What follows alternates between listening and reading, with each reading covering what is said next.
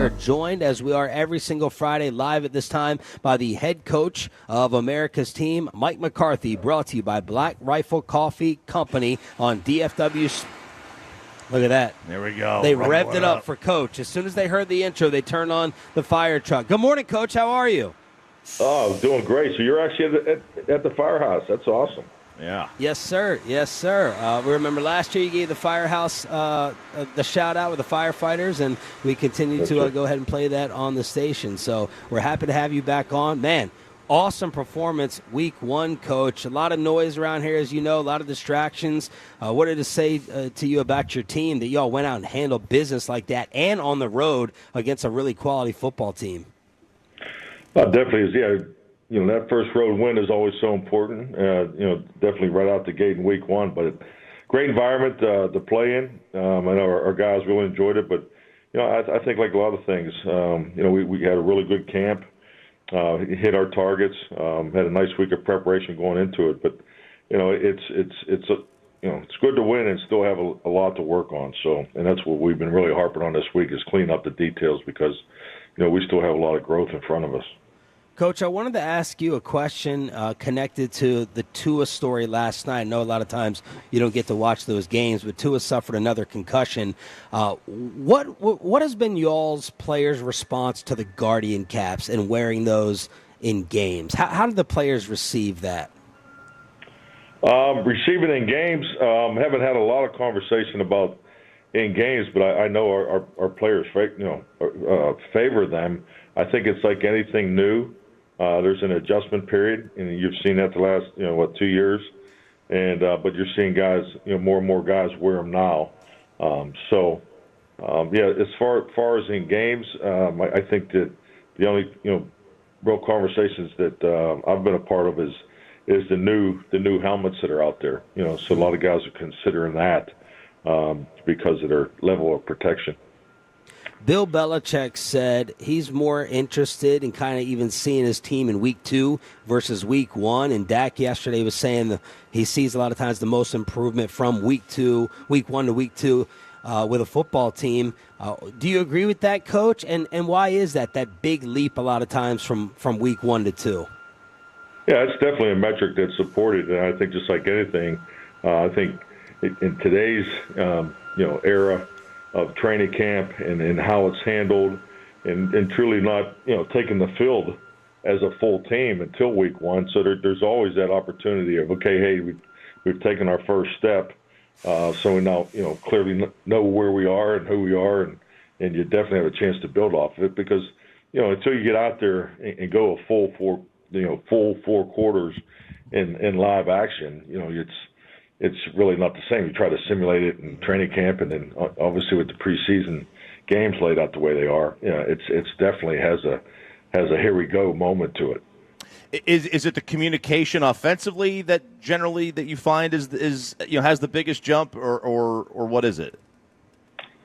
Well, I think you can go all the way through. I mean, you can talk about your communication, your boundary communication, your pace operation, the on the field communication, all those things, the coaching headset interaction, but you do have it throughout the preseason. So I think the communication challenge all the way through you have a chance to improve on because anytime you line up, you have a chance to evaluate, correct, and apply. And then the fundamentals, I think if you watch around the league, just the fundamentals are something that you're really, really going to emphasize more than ever in September because, it's the time that you have leading into it. Coach, you talked to, there's been a lot of discussion during the offseason about the running game and what that would look like and how the carry breakdown would look like.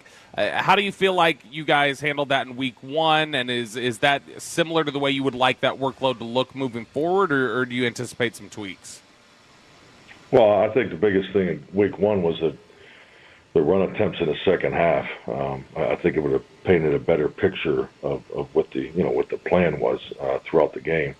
But I thought the first half we were rotating the way I envisioned it. I would have liked to get Deuce more opportunities.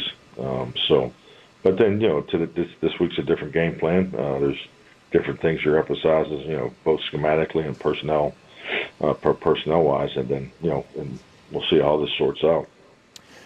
Mike McCarthy joined us here at 105 through the Fan. So when you're up in a game like you were in the second half last week, and their offense clearly was not able to get anything going for the most part throughout that game, does you change how you call the game kind of based on what the other team's offense is doing, and is that kind of what happened in the second half? Because the offense did stall out a little bit. Well, our challenge on the offense was the fight. We had 5 third downs. Obviously with Turks returns, so we had less series. In the second half. But our biggest correction was the 5 third downs. I mean, 3 of them were plays that we felt we were clearly in position to execute. We just whether it was the mechanics of the protection or it was something that we could do better fundamentally. So that was the biggest thing for us offensively, because I definitely would have liked to got another score there in the third quarter and to really put the game out of reach even further. But and I think like anything, you see it all the time. If you don't take that opportunity there when you have someone on the ropes, then their offense can try to scrape and fight back, get in the game. And and they had some long series against our defense there when we were playing more of a I don't like the word prevent, but more of a shell defense. Cowboys head coach Mike McCarthy joining us here on 105 through the Fan. Coach, there was a lot of discussion, obviously, about the 2 young offensive linemen heading into this game, Cooper Beebe and Tyler Guyton. How did they grade out for you, and what would you like to see them continue to improve upon this week? Well, I think the biggest thing is just get ready for the challenge that's in front of them. I think just like anything, now that they've played, their videos on film, you're playing another. A very good defensive line, defensive front. This is a very experienced front, but they played differently, from a technical standpoint. So they're both going to be really challenged this week, and I just want to see them build off what they accomplished last week. Coach, there's obviously been a lot of discussion about the New Orleans situation and all the weather that they've been dealing with the, the hurricane making landfall. You spent a lot of time there in New Orleans, in that city. Just kind of your thoughts for them and that community this week as they prepare for a football game. Oh, definitely. I mean, in my thoughts and prayers, I think any time you have a chance to be part of a community and, you deal with the hurricane situation there. I mean, it affects everybody. So, at home and at work. But hopefully everybody pulls through cleanly. But yeah, it's definitely a challenge. Coach, one of the things that really has jumped out about your fantastic regular season record is handling the business that Vegas says that you guys are supposed to handle when you guys are expected to win or you guys are a favorite. And a lot of times, that doesn't happen in the NFL. Just look at week 1 again.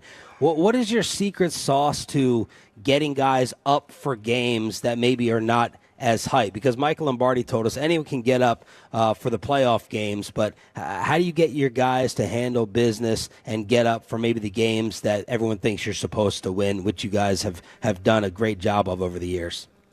I think it really points to our locker room and the consistency in our process. I think you have to, so much of what we do in season, there's a flow and a detailed scheduling focus on it that you have to get the efficiency of your play on the field as high as you can, and I think everything leading up to that helps that and supports that. So I think we do have a good process. It's just like any program that you're building as a head coach. It may take a little longer than you want in the beginning, but it's something that we have in place here. And then ultimately is our guys emotionally able to get up at a high level week in and week out, and we know everybody. We're going to get everybody's best shot too. So it's something that we keep at the forefront of our thinking and our prep plan.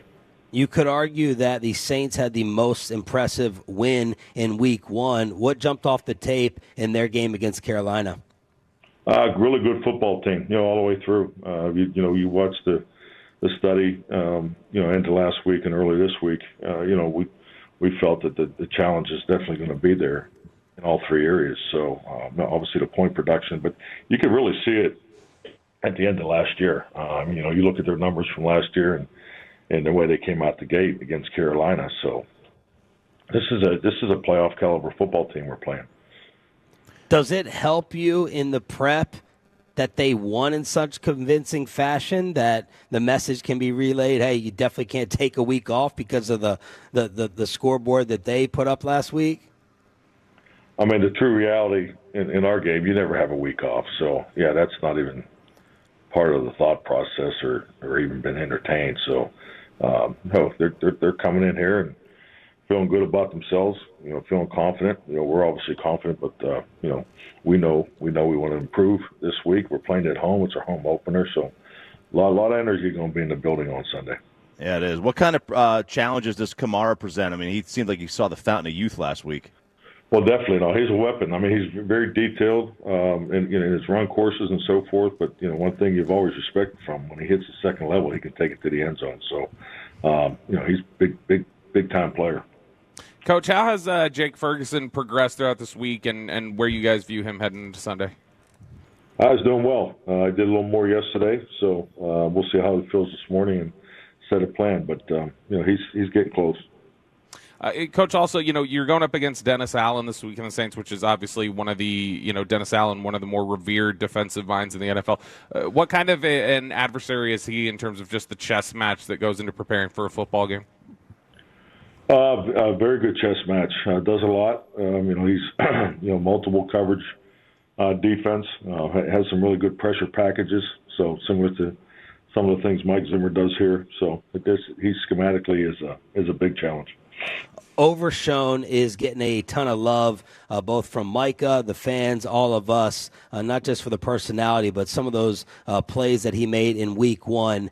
How do you feel about the linebacking group overall and what DeMarvion and other additions, Kendricks with a big first week, just how you feel about the linebacking group heading into week two?